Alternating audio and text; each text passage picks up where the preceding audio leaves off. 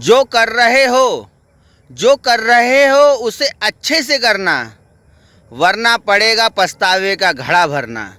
नमस्कार साथियों, मैं कृष्णकांत शुक्ला आपका अपने मोटिवेशनल ब्लॉग में हार्दिक स्वागत करता हूं। आशा करता हूं कि आप सभी अच्छे होंगे। जीवन में दोस्तों हमें फोकस करना बहुत ज़रूरी है। कई बार हम अपने कामों पर फोकस नहीं करते हैं और ताउम्र ता जिंदगी हमें पछतावा करना पड़ता है।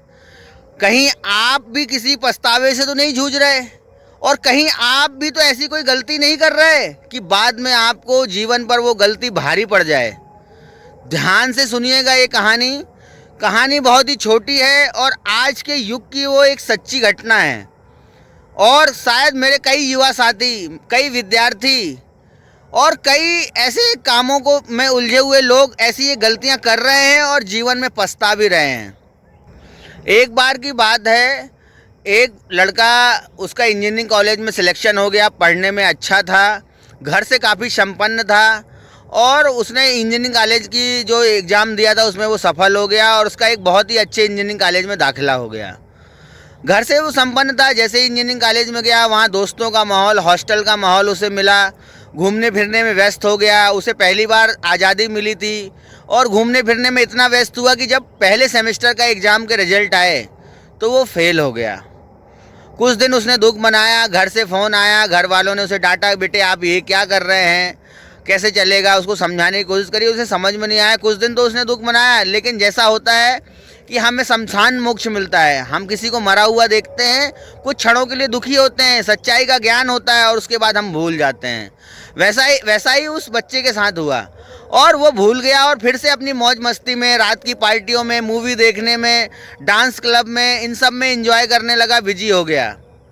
एक दिन की बात है, कई दोस्तों के साथ वो पार्टी कर रहा था। क्लब से निकला तो काफ़ी रात हो गई थी, 1:30 पौने 2 बज गए थे। उन्होंने कैब वगैरह बुक करी, कैब नहीं आई। ऑटो का इंतज़ार कर रहे थे, कोई ऑटो भी नहीं मिल रहा था। बड़ी मुश्किल से एक ऑटो वाला वहाँ से जाता दिखाई दिया तो उन्होंने उसे आवाज़ दी कि भैया आप हमें हॉस्टल तक छोड़ देंगे। तो उसने बोला ठीक है, मैं छोड़ दूँगा। उन लोग उसमें बैठ गए तो उसने काफ़ी अच्छा अपना ऑटो सजा रखा था। ऐसा लग रहा था कि वो काफ़ी पढ़ा लिखा है। उससे कुछ बात हुई कि भैया आज ये ऑटो क्यों नहीं चल रहा है। उसने बताया ऑटो वालों की हड़ताल हो रही है, हमारी यूनियन की हड़ताल है, कुछ डिमांड है। उसने कुछ अंग्रेजी में बात करी तो उनको लगा यार ये तो पढ़ा लिखा है। उनको उस ऑटो वाले से बात करते हुए काफ़ी अच्छा लगने लगा। बोले लगा कि पढ़ा लिखा है। उन्होंने बोला भैया आप ऑटो चला रहे हैं, आप तो काफ़ी पढ़े लिखे लग रहे हैं। बोले हाँ मेरे साथियों, मैंने इंजीनियरिंग कॉलेज में दाखिला लिया था और अपनी गलतियों की वजह से मैं इंजीनियरिंग मुझे छोड़नी पड़ गई। बोले मैं एक मध्यम वर्गीय परिवार से था।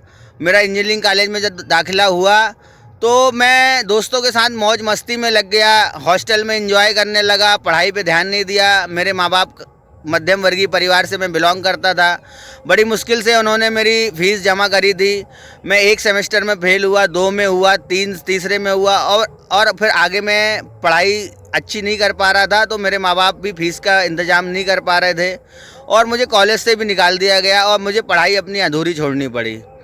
इसीलिए मैं आज ये ऑटो चला रहा हूँ। तुरंत ये बात उन सभी लड़कों को क्लिक कर गई कि शायद ये ऑटो वाले भैया जैसे स्ट्रगल कर रहे हैं वैसे शायद हमारी भी ज़िंदगी हो सकती है, क्योंकि हम लोग भी तो मौज मस्ती में लग गए हैं। हमारे माँ बाप ने कितनी आशाओं के साथ, कितनी मेहनत से हमारी फ़ीस जमा करी है, कितनी उनकी आशाएं हैं, कितनी आकांक्षाएं हैं कि हम आगे बढ़ें और आगे बढ़कर अपनी पढ़ाई पूरी करें और अच्छी जॉब में लगें, अपना जीवन यापन एक सम्मान के साथ जीवन जिएं, समाज में नाम हो और हम समाज में अपना एक स्थान बना पाएँ।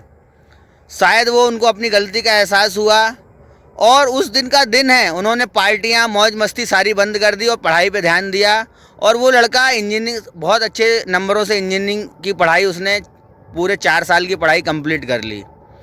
दोस्तों आज वो लड़का, मैं ये सच्ची घटना सुना रहा हूँ आपको। वो लड़का आज एक सफल इंजीनियर है, एक बहुत बड़ी कंपनी में काम करता है और उसने ये अपनी कहानी मुझसे शेयर करी। और दोस्तों शायद हम भी अपनी जवानी में और अपने कुछ ऐसे पलों में, ऐसे समय में जहाँ पे हमें मेहनत करना चाहिए थी, हमने समय अपना व्यर्थ में गंवा दिया। अपने काम पर फोकस रखिए, अपना समय व्यर्थ मत गंवाइए, अन्यथा जीवन में आप सफलता तो भूल ही जाइए। और जीवन में जैसे वो ऑटो वाला स्ट्रगल कर रहा था अपने परिवार को चलाने के लिए, शायद वैसे भी रात रात भर आपको भी ऑटो चलाना पड़े। आपको यदि अच्छा जीवन जीना है, मैं सभी विद्यार्थियों से जो एक बात जरूर कहना चाहता हूं कि जो भी विद्यार्थी जिनकी भी उम्र 25 वर्ष से कम है वो अपने काम पर पूर्ण रूप से काम करें, पूरी ईमानदारी से लगन के साथ में जो चीज़ सीख रहे हैं, जो चीज़ की स्टडी कर रहे हैं, पढ़ाई कर रहे हैं, ट्रेनिंग कर रहे हैं, पूरी ईमानदारी से कार्य करें, वरना जीवन में आपको भी पछताना पड़ेगा और वो पछतावा इतना लंबा होता है कि आपको डिप्रेशन में डाल देता है। आशा करता हूं कि आपको मेरे मोटिवेशनल ब्लॉग अच्छे लग रहे होंगे। आपके जो कमेंट आ रहे हैं, आपके जो लाइक्स आ रहे हैं, उसके लिए बहुत बहुत शुक्रिया, बहुत बहुत धन्यवाद। आप भी किसी का प्रेरणा स्रोत बनिए, अपने नियर एंड डियर में लोगों को प्रेरित करते रहिए, आगे बढ़िए। टेक केयर, बाय बाय, फिर हम मिलेंगे।